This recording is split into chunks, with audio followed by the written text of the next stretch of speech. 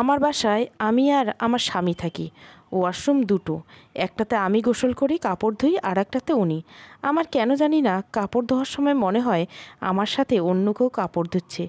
এমনভাবে কাপড় ধুচ্ছে যে কাপড়ের কচকচ শব্দ ছন্দ তুলছে। সব মিলে কেমন জানি অস্বস্তি বোধ হয় আমার। মাঝে মাঝে আমাকে বাসায় একা থাকতে হয়, কারণ আমার স্বামী অফিসে চলে যায়। সে অফিসে গেলে প্রায় আমি একটা ছায়া দেখতে পাই। ছায়াটা দেখলে আমার মনে হয় ছায়াটা আমার সাথে কথা বলছে, যা আমাকে ভীষণ অস্বস্তির মধ্যে ফেলে দেয়। প্রায়শই আমার মনে হয় আমার স্বামী অন্যত্র সম্পর্ক রয়েছে। আমার স্বামীর হয়তো আমাকে ছেড়ে চলে যাবে, কিন্তু সন্দেহের শেষ কিনারা গেলে বুঝতে পারি এটা আমার মনের ভুল। মাঝে মাঝে আমি নিজের সাথে কথা বলি, একাই একাই কথা বলি। তখন মনে হয় কেউ একজন হয়তো আমাকে উস্কানি দিচ্ছে প্রমোদের সাথে ঝগড়া করতে। নামটা শুনে হয়তো বুঝতেই পারছেন, প্রমোদ হিন্দু ধর্মের। প্রমোদ হিন্দু ছিল আর আমি মুসলমান। আমাদের ভালোবাসার জন্য ধর্মের এই ভেদাভেদটা আমরা পার করে এসেছি। বিয়ের সময় প্রমোদ ইসলাম ধর্ম গ্রহণ করে। সব মিলিয়ে আমাদের বিয়ের 3 বছর চলমান। এখন মাথায় প্রশ্ন আসতে পারে আমাদের 3 বছর আমরা বাচ্চা নিয়েছি কি না। উত্তরে বলবো এখনও হয়নি, আর হবে না। মানে আমি বন্ধ্যা, সন্তান জন্মদানে অক্ষম। একটা অ্যাক্সিডেন্টে আমি আমার এই অসীম ক্ষমতাটা হারিয়েছি। আর সেই অ্যাক্সিডেন্টটা হয়েছিল প্রমোদকে বাঁচাতে গিয়ে। প্রমোদের অবশ্য আমাকে নিয়ে কোনো অভিযোগ নেই, তার কাছে আমি সবার উপরে। আমাদের বাচ্চা হবে না জেনেও তার আমার প্রতি ভালোবাসা কমেনি এই 2 বছরে। এখন হয়তো বুঝতে পারছেন, বিয়ের 1 বছরের মাথায় আমি জানতে পেরেছি আমি কখনো মা হতে পারবো না। সবার সংসারে অপূর্ণতা থাকে, আমার সংসারেও এটা অপূর্ণতা। প্রমোদের বাবা মা এখনও হিন্দু, তাই তাদের সাথে থাকার ভাগ্য আমার হয়নি। যেহেতু দুজনে আলাদা থাকি, তাই বাচ্চা নিয়ে কটু কথা বলার মতো বাসায় কেউ নেই। তবুও মাঝে মাঝে একটু কটু কথা শুনি, কোথা থেকে যেন কানে ধেয়ে আসে। আমি উৎস খুঁজতে চাইলে সব এলোমেলো লাগে। প্রমোদকে যদি আমি এসব বলি, সে আমার মনের ভুল বলে চালিয়ে দেয়। প্রায়শ আমার মনে হয় আমার পায়ে ঠান্ডা কিছু হেঁটে যাচ্ছে। শীতল শীতল কিছু অনুভূতি প্রমোদকে বলার পর সে কথাগুলো উড়িয়ে দেয়। সেসব কারণে কয়েকবার আমাকে সে ডাক্তারের কাছে নিয়ে মেডিটেশনও করিয়েছে, তবে এতে তেমন কোনো লাভ হয়নি। ডাক্তার হাল ছেড়ে দিয়েছে। ওনার মতে রোগী যদি নিজের থেকে ভালো না হয় তাহলে তাকে ভালো করা দুষ্কর। কিন্তু আমার মতো আবার ভিন্ন। আমার মতো হলো আমি যা বলছি সব সত্য।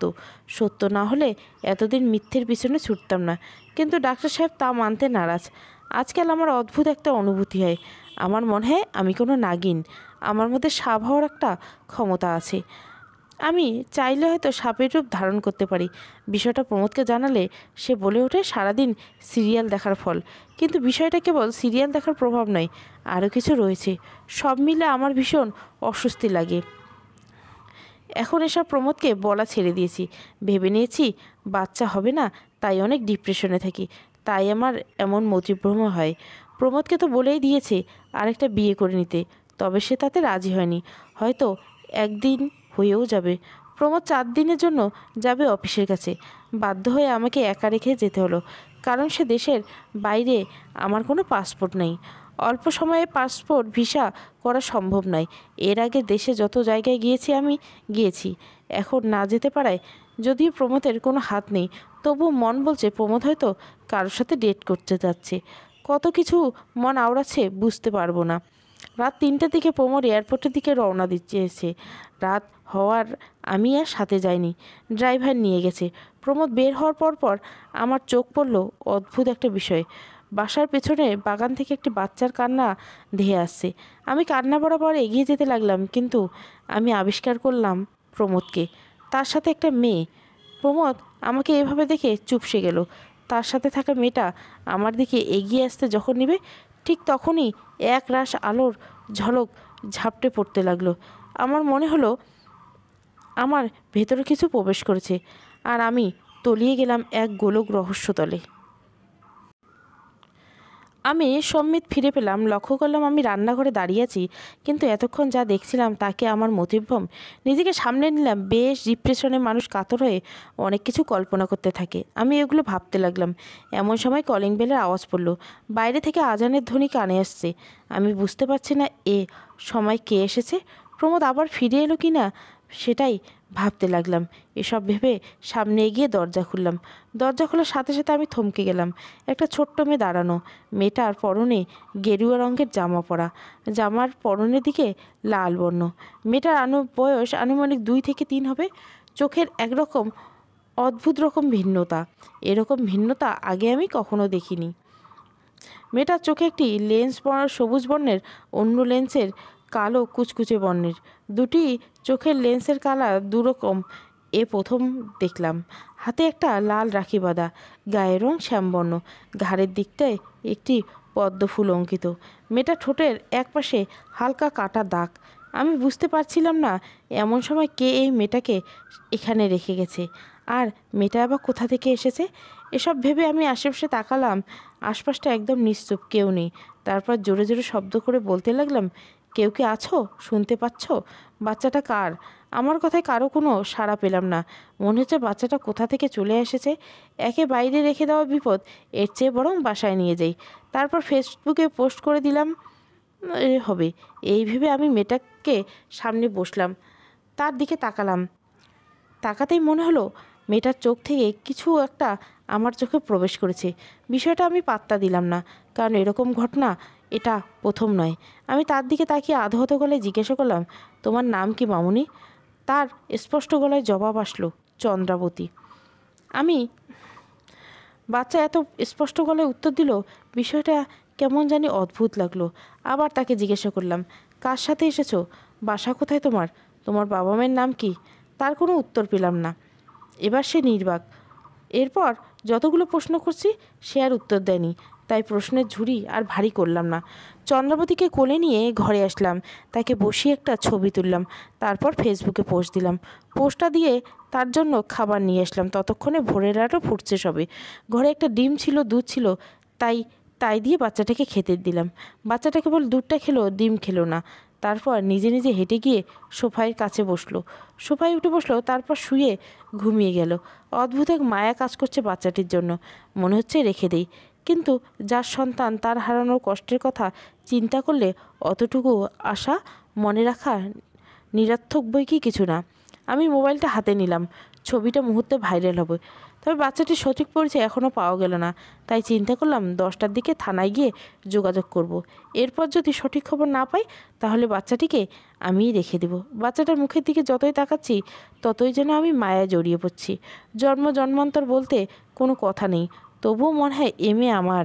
হয়তো কোনো জন্মে তাকে জন্ম দিয়েছি, কিন্তু নিছক এটা আমার মনের ছলনাময়ী ধারণা। ঘড়ির কাঁটা 10টা। চন্দ্রা ঘুম থেকে উঠেছে। তোতা পাখির মতো আমাকে মা বলে ডেকে উঠল। হঠাৎ করে মা ডাকটা শুনে আমার মনটা উথলা হয়ে গেল। হাহাকার করে উঠল। গোপন ব্যথাটা আবার যেন তীব্র হয়ে গেল। এ কোন পরীক্ষার সম্মুখীন সৃষ্টি করল আমাকে? আমার মন চাচ্ছে বাচ্চাটাকে আমি রেখে দেই, আবার মনের সাথে আমি আর পেরে উঠতে পারলাম না। মোবাইল হাতে নিয়ে পোস্টটা ডিলিট করে দিলাম।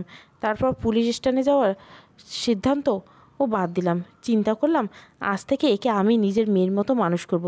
কিন্তু এ শহরে থাকলে বারবার প্রশ্নের সম্মুখীন হবে, তাই জায়গা পরিবর্তন করাটা জরুরি। প্রমোদ আসলে তার সাথে আলোচনা করে জায়গাটা পরিবর্তন করে ফেলবো। আপাতত সে ফ্ল্যাটে আছে, অফিসের মিটিংয়ে মালদ্বীপে। সেখানে পৌঁছে আমাকে কল দিবে বলেছিল। সেই কল দিলেই এ বিষয় নিয়ে আলোচনা করবে। এদিকে আমি চন্দ্রাকে নিয়ে ব্যস্ত হয়ে গেলাম। মেয়েটা ঘুম থেকে উঠে একবারও এক গ্লাস দুধ ঢকঢক করে খেয়ে ঘুমিয়ে পড়ে। সে কখন থেকে ঘুমোচ্ছে, সন্ধ্যা নেমে আসলো, এখনও ওঠার নাম নেই। এদিকে প্রমোদ কল দিচ্ছে না, সব মিলিয়ে একটু ছন্নছাড়া লাগছে। নিজেকে সামলে প্রমোদের নাম্বারে একটা কল দিলাম। যদি সে পৌঁছে যায় তাহলে কল বাজবে, কল পেয়ে হয়তো ফোন ধরবে, পৌঁছে হয়তো ব্যস্ততায় ফোন ধরতে পারেনি, এই ভাবনায় কাজ। ফোন হাতে নিয়েই প্রমোদকে কল দিলাম, কিন্তু অদ্ভুত একটা বিষয় যেটার জন্য আমি মোটেও প্রস্তুত ছিলাম না। তার কণ্ঠস্বর ধেয়ে আসলো আমার কানে। সেখানে প্রমোদ বলে উঠেছে, নিশ্চয় তুমি এখন আমাকে কল দিয়েছ, কারণ তোমাকে আমি কোনো খোঁজ খবর দেইনি, তাই? আরাধ্যা, আমি তোমাকে নিয়ে সংসার করতে করতে হাঁপিয়ে গেছি। আমার একটু শান্তি দরকার। আমি তোমাকে ছেড়ে একবারের জন্য দেশের বাইরে চলে এসেছি। এখানে সুস্মিতাকে নিয়ে এসেছি।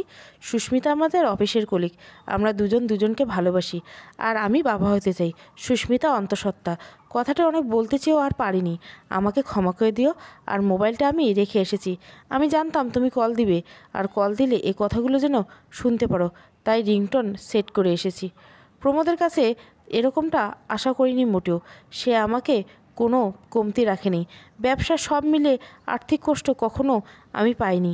বাসাটা যে আমার নামেই করে দিয়েছিল। সব মিলিয়ে আমি বেশ ভেঙে পড়লাম। আমার বীজ বোনা অতৃপ্ত সন্দেহটা যেন সত্যি হলো। চোখ বেয়ে কান্না আসতে লাগলো। একটা পর্যায়ে আমি জোরে জোরে কান্না করে দিলাম। এ দুনিয়ায় যেন আমার আর কেউ রইল না। বাবা মার থেকেও যেন নেই। তারা তাদের মতো আছে। বিয়ের পর আর যোগাযোগ রাখিনি। আমার কান্নার রোল বাড়তে লাগলো ক্রমশ। আমি হেঁচকি তুলে আহাজারি করে কাটতে লাগলাম। যাকে বাঁচাতে গিয়ে নিজের মাতৃত্ব হারিয়েছি, সেই আজকে আমাকে ছেড়ে চলে গেল। আমার জীবনে এমন একটা সময় গেল যখন আমি তীব্র সিদ্ধান্তহীনতায় ভুগছি। প্রমোদের সাথে যোগাযোগ করার আর উপায় নেই, যেহেতু সে মোবাইলটা রেখে গেছে। তবে এটুকু অসহায় পরিস্থিতিতে আমাকে না ফেলে গেলেই পারত। এতদিনের সাজানো সংসারটা যেন আমার ভেঙে গেল।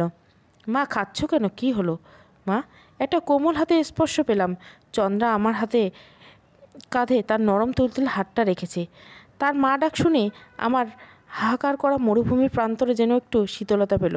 সৃষ্টিকর্তা কেড়ে নেওয়ার আগে ঠিক কাউকে না কাউকে পাঠিয়ে দিয়ে বেঁচে থাকার অবলম্বন হিসাবে। প্রমোদ চলে যাওয়ায় সৃষ্টিকর্তা জানতো, তাই তো চন্দ্রাকে দিয়ে গেছে। তার পরিকল্পনা সর্বদাই উত্তম হয়। চন্দ্রা স্পর্শ আর আধো ডাকে আমি একটু শীতল হলাম। তাকে জড়িয়ে ধরে রইলাম মেঝেতে। অদ্ভুত একটা শান্তি লাগছে। এজন্য হয়তো মেয়েরা স্বামী মারা যাওয়ার পর সন্তানের মুখের দিকে তাকিয়ে সারা জীবন পার করে দিতে পারে। হয়তো আমি মাতৃত্বের স্বাদ পাইনি, কিন্তু চন্দ্রাকে পেয়ে যেন মাসুলভ আমিটাই জেগে উঠেছি এখন। চন্দ্রাকে কোলে নিয়ে মেঝে থেকে উঠলাম। মনে করে নিলাম আমার একমাত্র বেঁচে থাকার অবলম্বন চন্দ্রা। একে নিয়ে আমার বাকি জীবনটা পার করতে হবে। এখন আর থাকবো না। নতুন কোনো জায়গায় চলে যাব।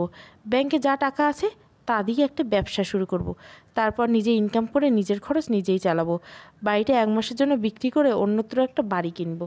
প্রমোদ কোনো চিহ্নই আর আমার আশেপাশে রাখবো না।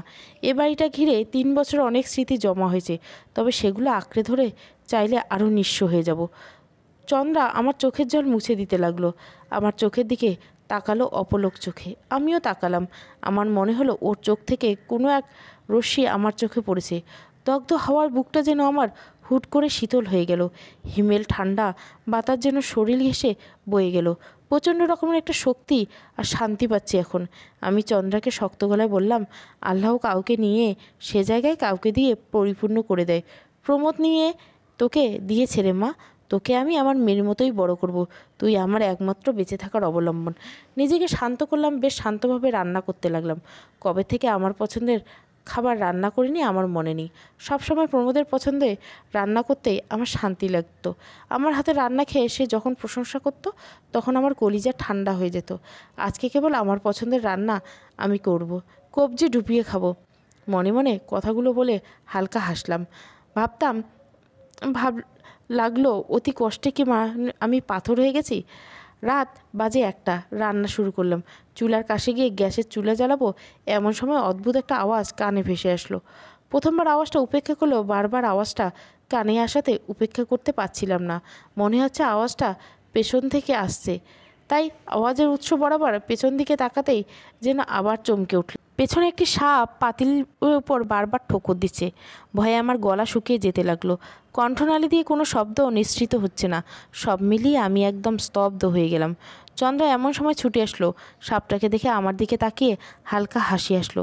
তার হাসি দেখে মনে হচ্ছে সে কোনো বাচ্চা মেয়ে না, সে বড় একটা মেয়ে। চেহারায় এতটা ম্যাচিওর ভাব চলে এসেছে। সে হালকা হাসে আমায় জিজ্ঞাসা করল, মা তুমি ভয় পাচ্ছ? আমি কোনোভাবে জবাবে না দিয়ে তার দিকে অকপটে তাকিয়ে রইলাম। অতটুকু বাচ্চা মেয়ে কেন একটা সাপকে ভয় পাচ্ছে না?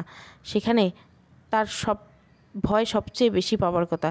নাকি সে সাপ সম্পর্কে কিছু জানে না? এটা বুঝে না সাপ একটি ভয়ঙ্কর প্রাণী, তার কাছে যাওয়া বিপজ্জনক। ভাবনার ঘোর আটকে গেলাম আমি। কি থেকে কি হয়ে গেল জানি না। চন্দ্রাবতী শুধু মৃদু গলায় বলল, এই সাপ, এখানে কি করিস? মাকে কেন বিরক্ত করছিস? চলে যা, আর আসবি না। সময় হলে আমি তোর সাথে দেখা করে নেব। এখানে এসে মাকে এভাবে ভয় দেখাবি না। মা ভীষণ ভয় পাচ্ছে, দেখছিস না? আমি তো আমার মাকে ভীষণ ভালোবাসি। মায়ের ভয় সহ্য করতে পারছি না রে, তুই চলে যা। ভেবেছিলাম বাচ্চা মেয়ে যা পারছে একা একা বকছে। সে তো আর জানে না সাপ কানে শুনতে পারে না, সাপের তার কথা বোঝার ক্ষমতা নেই। কিন্তু আমার এই ভাবনাকে ভুল প্রমাণ করে দিয়ে বুঝিয়ে দিল সাপ তার কথা শুনে সত্যি সত্যি সাপটা চলে গেল। চলে যাওয়ার আগে একটা পাথরের মতো কিছু রেখে দিল, যেটার আলোয় পুরো রান্নাঘরটা জল করছে। মিনিট পাঁচেক আলোটা ছিল, তারপর আলোটা স্থিত হয়ে গেল। রূপকথার গল্পে শুনেছিলাম সাপের মণি হয়। সে যদি অনেক মূল্যবান হয়, তবে একটা সময় সব বুঝতে পারি এসব কেবল কাল্পনিক কাহিনী। তাহলে আজকে সাপটা যা রেখে গেল সেটা কি? চন্দ্রাবতীর কথায় সাপটা কেন চলে গেল? কি আছে এসবের পিছনে? যতই ভাবছি ততই গুলিয়ে যাচ্ছে আমি। নিজেকে বেশ অগোছালো লাগলো। জীবনের সব কিছু যেন এলোমেলো হয়ে যাচ্ছে। এ সময় এসে এতটা চাপ নিতে পারছি না। মাথার রগটা যেন ছিঁড়ে যাচ্ছে। চন্দ্রাবতীকে আমার স্বাভাবিক কেন মানুষ মনে হয় না? মনে হয় তার মধ্যে অলৌকিক কিছু আছে। কিন্তু এ যুগে এরকম ভাবাটা বোকামি, কারণ আধুনিক যুগে এসব মামলি বিষয় নিয়ে ভাবাটা অত্যাধিক বোকামি। তাই আর ভাবনার গতিটাকে সামনের দিকে এগোলাম না। চন্দ্রাবতীর দিকে তাকে লক্ষ্য করলাম, সে আমার দিকে তাকিয়ে আসছে। তার মুখ থেকে যেন হাসির লিরিক ঝরে পড়ছে। আমি তাকে মৃদু গলায় জিজ্ঞাসা করলাম, মা, তুমি সাপটা থেকে ভয় পেলে না কেন? তুমি জানো সাপ কত ভয়ঙ্কর একটা প্রাণী? চন্দ্রাবতী হেসে উত্তর দিল, আমার তো সাপের সাথে বসবাস, মা। আমি কেন সাপকে ভয় পাবো? চন্দ্রাবতীর কথা শুনে আমি আঁতকে উঠলাম। মনে মনে ভাবতে লাগলাম, চন্দ্রা কি তাহলে কোনো বেদের ঘরের সন্তান? না না, একই ভাবছি আমি। বাচ্চারা তো কত কিছুই বলে, তাদের সব কথা তো পাত্তা দিলে হবে না। সমসাময়িক ঘটনা জন্য আমার কিছুক্ষণের জন্য মাথা থেকে চলে গিয়েছিল প্রমোদ আর আমার পাশে নেই। এখন এটা মনে হয়ে আবারও বিয়োগ ব্যথাটা আমাকে ঝেঁকে বসলো। রান্না আর এগোতে পারলাম না। যা আছে শুকনো খাবার তা দিয়ে রাতটা পার করার চিন্তা করলাম। চন্দ্রাকে কোলে নিয়ে ডাইনিং রুমে আসলাম। দেওয়ালে ঝুলানো ঘড়িটা কাঁটাটা গতিময় হয়েই চলছে। পাশে ল্যাম্পপোস্টটা আমাদের উপস্থিতি পেয়ে জ্বলে উঠল। ল্যাম্পটা আমাকে প্রমোদ গিফট করেছিল। এটি মানুষের উপস্থিতিতে জ্বলে ওঠে, আবার মানুষ চলে গেলে নিভে যায়। ল্যাম্পটা আমার সামনে লম্বা আর দেখতে অনেকটা বটগাছের মতো। ঘর সাজানো প্রচুর নেশা আমার আছে। এই প্রমোদ কখনো কিছু গিফট করলে এমন কিছুই করতো। সে আমার পছন্দটাই জানতো। ড্রয়িং রুমের ডিম লাইটগুলি পদ্ম ফুলের নেই। পদ্ম আমার পছন্দের একটি ফুল, তাই সে এমন লাইট ঘরের জন্য নিয়ে এসেছিল। সাথে পদ্ম ফুলের সোনার লকেট আর আংটিও নিয়ে এসেছিল। এখন যেন সব মিছে মায়া আর স্মৃতি। ভাবনায় চোখের কান্নিসে এক ফোঁটা জল এসে জমল। জলটা গড়িয়ে পড়ার আগে চন্দ্রা হাত দিয়ে মুছে দিল। চন্দ্রার হাতের স্পর্শ যেন অদ্ভুত একটা শান্তি পেলাম। ততক্ষণে রাতে খাবারের ইচ্ছেটাও মরে গেল। চন্দ্রাকে জিজ্ঞাসা করলাম, কি খাবে মা? চন্দ্রা চোখগুলো বড় বড় করে উত্তর দিল, 1 কাপ দুধ। আমি চন্দ্রাকে সোফাতে বসালাম। তারপর গরম দুধ পানিতে গুঁড়ো দুধ মিশিয়ে খাওয়ালাম। তারপর দুজনে মিলে চলে গেলাম বেডরুমে। চন্দ্রার মাথাটা আমার বাম হাতের উপরে শুয়ে জড়িয়ে ধরলাম। চোখটা বন্ধ করলাম। পুরনো স্মৃতিগুলো যেন আমি কোনো বদ্ধ জায়গায় বসে আছি, চারপাশ থেকে সাপ আমাকে ঘিরে ধরছে। কেমন যেন সবটা বাস্তব মনে হচ্ছে। আমি চোখ খুলতে চাইলেও খুলতে পারছিলাম না। সারা শরীর কাঁপছে আমার, কপাল দিয়ে যেন ঘাম বেরোচ্ছে। একটা আলোক রশ্মি আমার ভেতরে প্রবেশ করলো, সাথে সাথে সাপগুলো চলে গেল। দীর্ঘ শ্বাস নিয়ে আমি চোখ খুললাম। চোখ খোলার পর মনে পড়লো রান্নাঘরের পাথরটার কথা। আমি তো চন্দ্রাতে আনতে গিয়ে পাথরটার কথা বেমালুম ভুলে গেছি। চন্দ্রার দিকে তাকিয়ে লক্ষ্য করলাম সে ঘুমিয়ে গেছে। তাকে বাম হাত থেকে নামিয়ে বিছানায় শুইয়ে দিলাম। তারপর আস্তে আস্তে পায়ের বিছানা থেকে নামলাম, হেঁটে রান্নাঘর পর্যন্ত গেলাম। পাথরটার আলোয় পুরো রান্নাঘর যেন আলোকিত। আমি রান্নাঘরে প্রবেশ করতে আলোটা নিভে গেল। পাথরটা হাতে নিলাম। হাতটা কেমন যেন কেঁপে উঠল। ভীষণ ভীষণ ঠান্ডা একটা ভাব লাগছে। পাথরটা নিয়ে একটা কাপড়ে মুড়িয়ে রেখে দিলাম। চন্দ্রার কাছে আসলাম। প্রমোদের কথা ভাবলে অস্থিরতা ভাবছে। নিজেকে যাযাবর ছন্নছাড়া মনে হচ্ছে। ভীষণ ক্লান্ত মনে হচ্ছে। সম্পর্কের বেড়াজাল ভেদ করে বের হওয়া যেন ভীষণ কঠিন। সকালে উঠব উকিলের সাথে কথা বলতে। বাড়িটা বিক্রির একটা ব্যবস্থা, তারপর অন্যত্র চলে যাওয়া। গেলে শহর থেকে একদম দূরে যাব। কৃত্রিমতা এই শহরের মানুষগুলো যেন কৃত্রিম। কোনো এক গ্রামে চলে যাব। তারপর চন্দ্রা আর আমি সেখানে বাকি জীবনটা পার করে দিব। ভাবতে লাগলাম কোথায় যাওয়া যায়। আমার মনে সুবর্ণচর নামটাও চলে আসলো। কেন আসলো জানি না, তবে মনে হলো এই গ্রামটা আমি চিনি, অথচ কখনো এমন গ্রামের নামও আমি কারো কাছে শুনিনি। আদৌ এমন গ্রাম আছে কি না জানি না। তাই হাতে ফোনটা নিলাম। স্ক্রিনে তাকাতে বুকটা ধুক করে উঠল।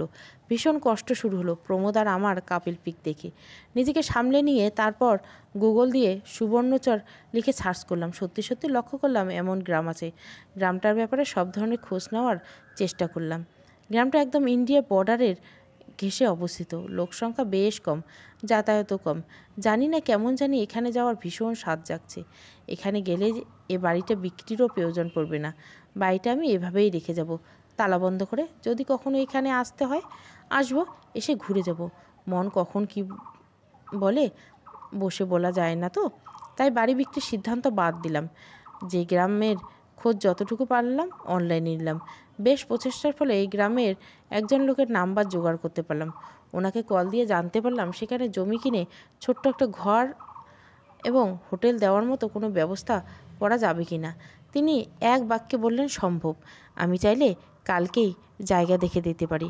লোকটার কথায় কোনো রকম সন্দেহ আমার মনে আসলো না। চিন্তা করলাম কাল একবার চন্দ্রাকে নিয়ে জায়গাটা ঘুরে আসব। তারপর সব কিছু মিলমতো হলে জায়গা কিনে বাড়ি বানানোর ব্যবস্থা করব।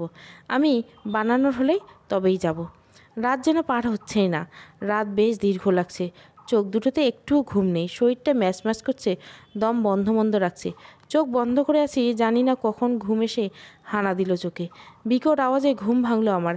আওয়াজটা দরজার বাইরে থেকে আসছে। আমি দৌড়ে গেলাম দরজার কাছে। দরজাটা খুলতে চমকে উঠলাম। একটা বাজ পাখি মরে রক্তাক্ত হয়ে পড়ে আছে। গাটা শিরশির করে উঠল আমার। চন্দ্রা আমার পেছন পেছন আসলো, তবে তাকে তেমন ভয়ার্থ দেখালো না। একটা বাচ্চা মেয়ে এত সাহসী কী করে আসে সেটাই ভাবতে পারছি না। ড্রাইভারকে ডাক দিলাম। রহমত নাম তার, বয়স 50-এর কোঠায়। এখানে আসার পর থেকে আমাকে মেয়ের মতোই দেখেছে। আমি বাবা বলেই ডাকি। সে দৌড়ে আসলো। আসার সাথে সাথে জিজ্ঞেস করলো এটা কোথা থেকে এসেছে আর বিকট আওয়াজটা কি শুনেছেন বাবা? উনি বেশ স্বাভাবিক গলায় জবাব দিল, এটা হয়তো কোথা থেকে উড়ে তারা খেয়ে এখানে উড়ে এসে মরে পড়ে আছে। আর কোনো শব্দ আমি পাইনি। তুমি মনে হয় ভুল কিছু শুনেছ। জানি না আমার সাথে কি হচ্ছে। এসব যা হচ্ছে সব কিছু এলোমেলো লাগছে। উনি চন্দ্রার দিকে অপলক দৃষ্টিতে তাকিয়ে আছেন। আমি খানিকটা অবাক হয়ে জিজ্ঞাসা করলাম কি দেখছেন? উনি অস্থির গলায় জিজ্ঞাসা করলো এ মেয়েকে কোথা থেকে পেয়েছো মা? আপনি যখন প্রমোদকে এয়ারপোর্টে ছাড়তে গেছিলেন তখন কে জানি বাচ্চাটাকে এখানে রেখে গেছে। আমি নিঃসন্তান আর বাচ্চাটার খোঁজখবর জানি না, তাই নিজের করে নিলাম। জানেন না বাবা, প্রমোদ আমাকে ছেড়ে চলে গেছে। সুস্মিতার সাথে এক্কেবারে দেশের বাইরে চলে গেছে। আমার জীবনে তো আর কেউ রইল না। উনি আমার কথা পাত্তা না দিয়ে কেবল চন্দ্রার দিকে তাকিয়ে আছে। আমি একটু জোরে ডাক দিলাম তাকে, বাবা কি ভাবছেন আর ওকে কি দেখছেন? ওনার পক্ষ থেকে উত্তর আসলো, আর সে উত্তরগুলো যেন আমাকে আরও রহস্যে ডুবিয়ে দিল। মেয়েটার গলায় একটা পদ্ম আঁকা। এ কোনো সাধারণ সংকেত বা চিহ্ন নয়। এরকম চিহ্ন কেবল সেসব বাচ্চাদের থাকে যেসব বাচ্চাদের অলৌকিক কিছু থাকে। এরা প্রকৃতপক্ষে পুরোপুরি মানুষ হয় না, আধা মানুষ আধা অন্য কিছু। আমার কথা তোমার অবাস্তব লাগতে পারে, তবে এটাই সত্যি। আমি একটা সময় এসব প্যারানর্মাল বিষয় নিয়ে ঘাঁটতে দেখেছি একজনকে।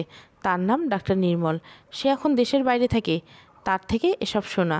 সে পেশায় একজন ডাক্তার, তবে এসব নিয়ে গবেষণা করে। আমি এখানে চাকুরির পূর্বে তাদের ওখানে চাকুরি করতাম। তিনি দেশের বাইরে চলে যাওয়ায় এখানে আসি। এখন তিনি কোথায় আছেন জানি না। অনেক বছর আগের কাহিনী। ওনার কথা শুনে আমি চুপ করে রইলাম। চন্দ্রা মানুষ না পুরোপুরি। এখনকার যুগে এগুলো বিশ্বাসযোগ্য না। এগুলো কেবল রূপকথার কাহিনী মনে হচ্ছে, তবে সত্যিকারেরও হতে পারে। এ 2 সপ্তাহে আমার সাথে যা যা হয়েছে তারপরে কোনটা সত্যি কোনটা মিথ্যা সেটাই বুঝতে পারছি না। সত্যি মিথ্যার ফারাকাটায় যেন আমি ধরতেই পারছি না। আপাতত চুপ থাকাই শ্রেয়। রহস্য ভেদ করতে হলেও রহস্যের গভীরে ঢুকতে হবে। আমি কথাটা এড়িয়ে গেলাম। তারপর মৃদু গলায় বাবাকে বললাম, বাবা সে যাই হোক, ভবিষ্যৎ বলে দিবে কি হতে চলেছে আর কি করা উচিত। আপাতত এসব নিয়ে আমার না ভাবি। চন্দ্রা আমার মেয়ের মতোই বড় হবে, আর আমি যাচ্ছি সুবর্ণচর গ্রামে। সেখানে জমি কিনে সেখানেই কিছু একটা করে খাবো। এ জায়গায় থাকতে গেলে আমার দম বন্ধ লাগছে। চাইলে আমিও থাকতে পারছি না। প্রমোদের স্মৃতি আমাকে কুড়ে কুড়ে খাচ্ছে। আপনি চাইলে আমার সাথে যেতে পারেন, অন্যথায় অন্য কোথাও চাকরি খুঁজতে পারেন। যতদিন চাকরি না পান আমি চেষ্টা করব আপনার জন্য কিছু টাকা পাঠাতে। কী করবেন আপনি চিন্তা করে উত্তর দিন। উনি আর চিন্তা করলেন না, এক বাক্যে বললেন, আমার সন্তান নাই, তোমার চাচি থাকে, সেও অসুস্থ থাকে সারা মাস। কোথায় আর যাবো, এ বয়সে চাকরি খোঁজার মানসিকতাও চলে গেছে। তোমাকে আমার মেয়ের মতো মনে করি। তুমি যেখানেই যাবে আমি বাবার ছায়া হয়ে সেখানেই থাকবো। একসাথে না হয় দুজন কাজ করব, আর তোমার চাচি মেয়েটাকে দেখবে। ওকে দেখার জন্য তো একজন লোক লাগবে। ওনার কথা শুনে চোখের কোণে জল আসলো। কাছের মানুষগুলোর মাঝে মাঝে বিশ্বাসঘাতকতা করে চলে যায়, অথচ রক্তের সম্পর্কহীন মানুষগুলো হুট করে আপন হয়ে যায়। এ দুনিয়া মানুষ চেরা বড় দায়। কাকে রেখে কাকে যে বিশ্বাস করব বুঝে ওঠাই যায় না। আমি হেসে বাবাকে উত্তর দিলাম, আমি আজকে গ্রাম দেখতে যাব। সেখানে একজনের সাথে কথা হয়েছে, ভালো জায়গা পেলে কিনে একটা বাড়ি করব। তারপর আমরা সবাই মিলে ওইখানে চলে যাব। আপনি আমার সাথে গেলে আমার ভালোই হবে। ভরসার একটা জায়গা তো পাশে থাকতে। আমি দেরি হয়ে আসতেছি, আপনি নাস্তা করে নিন, তারপর ওই গ্রামের উদ্দেশ্যে রওনা দিব। আর বাবা, আপনার কি বিশ্বাস হচ্ছে প্রমোদ আমাকে ছেড়ে চলে গেছে? বিশ্বাস জিনিসটা অনেক ঠুনকো, সন্দেহ আর ভাঙন আসলে সেটা চলে যায়। আমি কি বলবো, নিয়তি বলে দিবে, সময় মতো সব বলে দিবে। তবে চিন্তা করো না, যা হয় ভালোর জন্য হয়। তোমার যা মন চাই করো, মনের শান্তি বড়ই শান্তি। আমি যাই, নাস্তা করে আসি, তুমি তৈরি হয়ে নাও। আমি রুমে আসলাম, পুরো রুমটাই কেমন যেন প্রমোদকে ছাড়া শূন্য লাগছে। কাঁদতে মন চাইলো, মনটাকে আটকে নিলাম। ফ্রিজের কিছু ফ্রোজেন করা সমোসা সিঙ্গারা ছিল আর নাগেট, সেগুলো ভেজে নিলাম। তারপর খেয়ালাম চন্দ্রাকেও খাওয়ালাম। তারপর হাত মুখ ধুইয়ে দিলাম। এরপর আমি রেডি হলাম। আলমারি খুলে মনটা উদাস হয়ে গেল। পুরো আলমারি জুড়ে প্রমোদের স্পর্শমাখা গিফট। নিজের জন্য জিনিস কবে কিনেছি ভুলে গেছি। যা আছে সব প্রমোদ কিনে দিয়েছিল। যাই হোক, সেসব কথা ভাবতে থাকলে সামনে আর এগোতে পারবো না। আলমারি থেকে একটা 3 পিস বের করে পরে নিলাম। 3 পিসটা বের করতে গিয়ে একটা জামার নিচে পড়লো। হাত নিয়ে দেখলাম আমার ছোটোবেলার জামা। জামাটা রেখে দিয়েছিলাম আমার মেয়েকে পরাবো বলে। সেই কপাল আর হলো না। জামার সাইজটা একদম চন্দ্রার সাইজ অনুযায়ী। আমি জামাটা নিয়ে চন্দ্রাকে পরিয়ে দিলাম। লাল টুকটুকে জামা, লাল জামার মধ্যে সাদা বল করা। চন্দ্রাকে পরানোর পর ভীষণ সুন্দর লাগছে তাকে। আর দেরি করলাম না, তাড়াতাড়ি তৈরি হয়ে বাসা থেকে বের হলাম। গাড়িতে উঠলাম। গাড়ি রওনা দিল সুবর্ণচরের দিকে। শহরের ব্যস্ততা পার হয়ে গাড়ি যাচ্ছে গ্রামের নির্জনতায়। সে সাথে নতুন অনুভূতিও সূচনা ঘটল, আর রহস্য মন নিল নতুন দিকে। সুবর্ণচরের দিকে যতই এগোচ্ছি ততই যেন আমার অনুভূতিগুলো কিছু একটা মিশে যাচ্ছে। অচেনা জায়গায় আমার বেশ চেনা লাগছে। চন্দ্রার দিকে তাকিয়ে লক্ষ্য করলাম সে চুপচাপ বসে আছে, কিন্তু তার ঘাড়ে অঙ্কিত পদ্মফুলটা জল জল করে জ্বলছে। মনে হচ্ছে তাতে আগুন জ্বলছে। তাহলে কি বাবার কথাই ঠিক? চন্দ্রা কোনো সাধারণ মেয়ে না। পরক্ষণে আমার মনে হলো এটা কেমন আমার দৃষ্টিভ্রমণ। অনেক ভাবছি এসব নিয়ে, তাই এমনটা হচ্ছে। জোরে গাড়িটা ব্রেক কষলো। চিৎকার দিয়ে উঠলাম আমি। সামনে তাকিয়ে লক্ষ্য করলাম গাড়িটা অ্যাক্সিডেন্ট করছে। বাবা তাড়াহুড়ো করে ব্রেক কষে শেষ রক্ষা হলো না। গাড়ির নিচে কিছু একটা চাপা পড়েছে। হন্তদন্ত হয়ে গাড়ি থেকে নামলেন, আমিও নামলাম। নেমে কিছুটা ভয় পেলে শান্তি লাগলো, কারণ কোনো মানুষ চাপা পড়েনি। একটা কালো কুকুর চাপা পড়েছে। চাচা ভয়ার্ত গলায় আমাকে বললেন, মা, আমার মনে হচ্ছে সেখানে যাওয়া আমাদের এই মুহূর্তে ঠিক হবে না, কারণ এটা কোনো ভালো লক্ষণ নয়। কালো কুকুর শয়তানের রক্ষক হয়। কিন্তু আমি এসবের মোটেও বিশ্বাসী নই। প্রাণী মানুষ সব আল্লাহর সৃষ্টি। এতে লক্ষ্মী অলক্ষ্মী বলতে কোনো শব্দ থাকতে পারে না। বাবার নিছক একটা অ্যাক্সিডেন্ট অনেক বড় করে দেখছে, তাই মাথাটা ঘুরিয়ে বললাম, বাবা, এসব বিষয় নিয়ে এরকম ভাবা উচিত না। সব আল্লাহর সৃষ্টি। এটা কেবল একটা অ্যাক্সিডেন্ট। আপনি চলুন গন্তব্যের দিকে, না হয় ফিরতে অনেক রাত হয়ে যাবে। চন্দ্রা সে সময়টা গাড়িতেই বসা ছিল। বাবার আমার কথা শুনে কোনো কথা বাড়াল না। সত্যি বলতে কোনো বাড়ানোর কোনো উপায় নেই, কারণ আমার কথা এই মুহূর্তে তাকে মানতে হবে। তিনি জানেন তার হাজারটা যুক্তিকে আমি উপেক্ষা করেই যাবই, যেহেতু আমি সেখানে যাওয়ার নিয়ত করেছি। সে একটু একরোখা, তিনি সেটা বেশ ভালো করেই জানেন। তাই কথা না বাড়িয়ে আবারও গাড়িতে উঠলেন। আমিও উঠলাম। গাড়িটা তার আপন গতিতে চলছে। যত সামনে এগোচ্ছি ততই মনে হচ্ছে আমার কানের কাছে কেউ ভো ভো শব্দ করছে। বেশ অস্বস্তি আমার এই শব্দ নিয়ে। কানে দুহাত চেপে দিয়ে ধরলেই এই শব্দের মাত্রা কমছে না। প্রায় 30 মিনিট এমন শব্দ করছে। সুবর্ণগ্রাম গ্রামে যেতেই 5 কিলোমিটার যেতে হবে। পেটে বেশ ক্ষুধা লেগেছে। এই গাড়িটা একটা বাজারে এসেছে। বাবাকে গাড়িটা থামাতে বললাম। ওখান থেকে কিছু খেয়ে তারপর গ্রামের দিকে রওনা দিব। প্রায় বেশ কয়েক ঘন্টা হয়ে গেছে। চন্দ্রাকে কিছু খায়নি, হয়তো ক্ষুধার কষ্টে সিটে হেলান দিয়ে ঘুমিয়ে গেছে। প্রথমবার গাড়ি থামানোর কথা শুনে তিনি শুনলেন না, তাই আবার বাবাকে বললাম, গাড়িটা থামান। গাড়িটা তিনি থামালেন। গাড়িটা থামতে একটা হোটেলের সামনে। আমি চন্দ্রাকে আর বাবাকে নিয়ে গাড়ি পার্ক করে হোটেলে ঢুকলাম। সেখানে কি আছে জিজ্ঞাসা করলাম। ভাত পাগল মানুষ, আমি প্রথমেই ভাত চাইলাম। তবে দুপুর গড়িয়ে বিকেল হয় ভাত শেষ।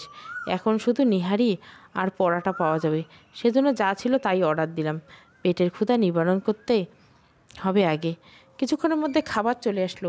আমি চন্দ্রাকে খানিকটা খাইয়ে দিলাম, তারপর নিজে খেতে লাগলাম। খাওয়ার এক পর্যায়ে দোকানদার এক কর্মচারীকে সুবর্ণচর গ্রাম সম্পর্কে জিজ্ঞাসা করলাম। কর্মচারীর নাম শাহিন। শাহিনকে জিজ্ঞাসা করলাম, সুবর্ণচর গ্রাম চেনো? শাহিন বেশ সরল সবারই জবাব দিল, চিনব না কেন, সবাই চেনে। তবে ওই গ্রামে আমাদের যাতায়াত কম, গ্রামটা অভিশপ্ত গ্রাম। আমি হেসে উত্তর দিলাম, গ্রামে আবার অভিশপ্ত হয় কি করে? পাগল নাকি তুমি? সে বেশ রেগে উত্তর দিল, পাগল হব কেনে? যে গ্রামে গিয়ে দেখবেন কোনো বাচ্চা পাবেন না, যা আছে সব অল্প বয়সী লোক, যাদের বয়স 20 বছরের উপরে। ওই গ্রামে বাচ্চাদের বয়স 2 দিন হওয়ার মধ্যে মারা যায়।